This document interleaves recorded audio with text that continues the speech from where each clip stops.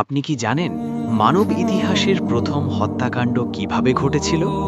একজন ভাই আরেকজন ভাইকে হত্যা করেছিল, কিন্তু কেন? কি ছিল সেই ঘটনার পেছনের আসল কারণ? আজ আমরা শুনব হাবিল ও কাবিলের হৃদয় কাঁপানো সেই কাহিনী, যা শুধু একটি গল্প নয়, বরং আমাদের জীবনের জন্য এক বিশাল শিক্ষা।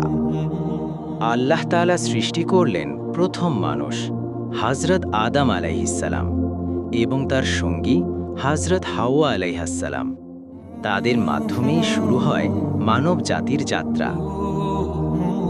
হযরত আদম আলাইহিসসালামের ঘরে জন্ম নিল দুই পুত্র, হাবিল এবং কাবিল। দুজনই বড় হতে লাগলো একই পরিবারে, একই পরিবেশে, কিন্তু তাদের হৃদয় ছিল একেবারেই আলাদা। হাবিল ছিল শান্ত, নম্র এবং আল্লাহ ভীরু। সে সবসময় চেষ্টা করত আল্লাহকে সন্তুষ্ট করতে। অন্যদিকে কাবিল ছিল অহংকারী।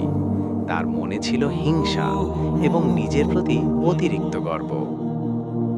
এক সময় আল্লাহ তাআলা তাদের পরীক্ষা নেওয়ার সিদ্ধান্ত নিলেন। তাদের বলা হলো, তোমরা দুজনেই কুরবানি করো। যার কুরবানি কবুল হবে সেই হবে সফল। হাবিল তার সবচেয়ে ভালো এবং সুস্থ পশুটি আল্লাহর পথে উৎসর্গ করল, কিন্তু কাবিল দিল নিম্নমানের ফসল, কারণ তার মনে ছিল না আন্তরিকতা। তারপর আল্লাহর পক্ষ থেকে এক নিদর্শন এলো। হাবিলের কুরবানি কবুল হলো, আর কাবিলেরটি প্রত্যাখ্যাত হলো। এতে কাবিলের হৃদয় জ্বলে উঠল ভয়ঙ্কর হিংসা। সে সহ্য করতে পারল না তার ভাইয়ের সফলতা। তার ভিতরে জমতে লাগলো রাগ, ঘৃণা এবং প্রতিশোধের আগুন। সে বলল, আমি অবশ্যই তোমাকে হত্যা করব। হাবিল শান্তভাবে উত্তর দিল, আল্লাহ তো কেবল তাকেই কবুল করেন যে মুত্তাকি। তুমি যদি আমাকে হত্যা করার জন্য হাত তোলো, আমি তোমাকে হত্যা করতে হাত তুলব না। আমি ভয় করি সৃষ্টিকর্তাকে। অবশেষে শয়তানের কুমন্ত্রণা কাবিলকে গ্রাস করল। এক অন্ধকার মুহূর্তে কাবিল তার ভাইকে হত্যা করল।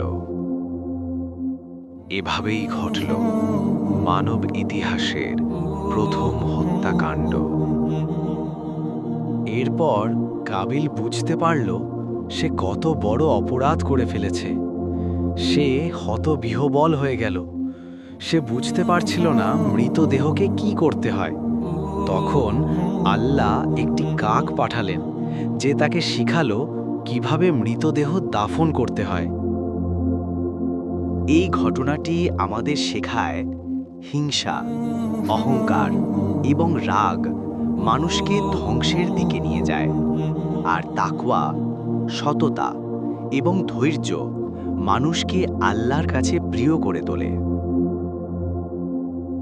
এরকম আরও হৃদয় ছুঁয়ে যাওয়া ইসলামিক কাহিনী দেখতে চাইলে এই চ্যানেলটি লাইক, ফলো, সাবস্ক্রাইব করুন।